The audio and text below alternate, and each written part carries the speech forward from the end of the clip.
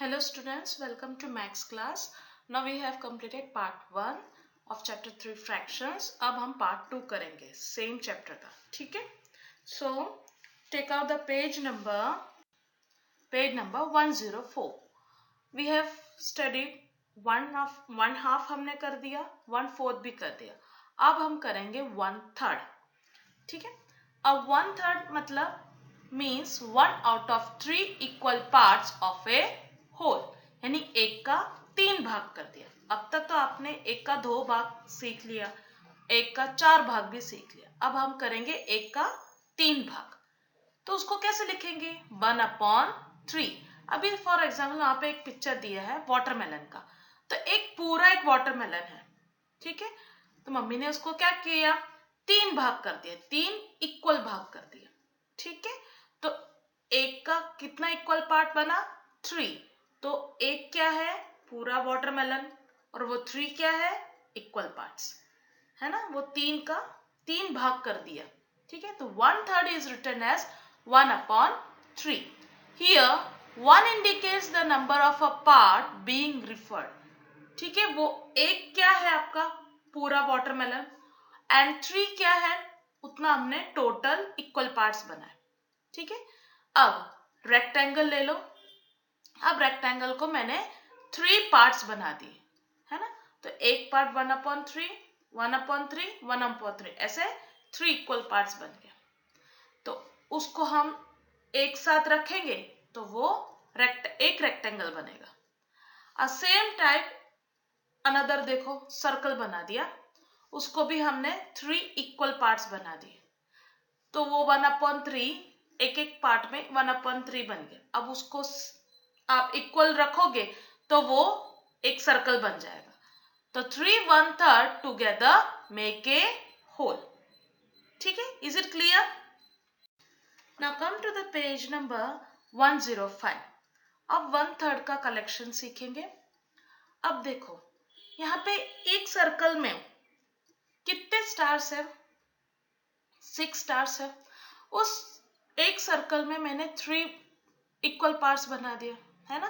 अब वो एक पार्ट में कितने स्टार्स रखेंगे वो हमको आइडिया नहीं है. तो हम एक फॉर्मूला सीखेंगे. 1/3 को हम कैसे लिखेंगे? 1/3 ऑफ 6 पहले लिख दिया. अब 1/3 को कैसे लिखेंगे? Equal to 1/3. 6 क्या है आपका? 6 स्टार्स है. तो 1/3 इंटू 6, है ना? मल्टीप्लाई 6 इक्वल टू 1 6 6 लिख दिया. अब जो आपको 3 नीचे दिखाई देता है उसको हमने ऊपर रख दिया. अब ऊपर रखने के लिए हमको क्या करना पड़ेगा? इनटू डिवीजन में कन्वर्ट हो जाएगा, है ना? तो 3 को ऊपर रख दिया. अब 3 के टेबल में 6 कहाँ आता है? 3 1 जा 3, 3 2 जा 6, है ना? तो क्या आंसर आया? 2 आ गया. ओके, तो एक पार्ट में आप कितना रखोगे? 2 स्टार्स रखोगे. Okay, is it clear? तो ये 1/3 कलेक्शन आपको समझ में आया. Now come to the next page. Now 3/4. 3/4 means 3 out of 4 equal parts of a whole, यानी 3 का 4 भाग कर दिया. ठीक है? अभी देखो उस केक में, आप देखो एक पूरा केक है, ठीक है? अब उसमें से तो एक नजर नहीं आ रहा, है ना? एक तो नजर नहीं आ रहा है, तो उस और बाकी आधा पड़ा है ना? तो उसको मैंने 3 भाग कर दिया. 3 का 3 पड़ा है, उसको मैंने 4 भाग कर दिया. तो देखो 1 2 3, ऐसे 3 है उसका 4 में पार्ट्स बना दिए. उसको बोलते हैं 3/4. 3/4 is written as 3/4. 3 indicates the number of parts being referred to. 4 indicates the total number of equal parts. 3 का वो एक होल केक को मत देखो, आप यहाँ पे 3 का देखो. 3 पार्ट्स बना, 3 है, देखो यहाँ पे, आप यहाँ पे 1 2 3, उसको 1/4 में आपने काट दिए. तो वो 4 indicates the total number of equal parts. अब अनदर एग्जाम्पल देखो.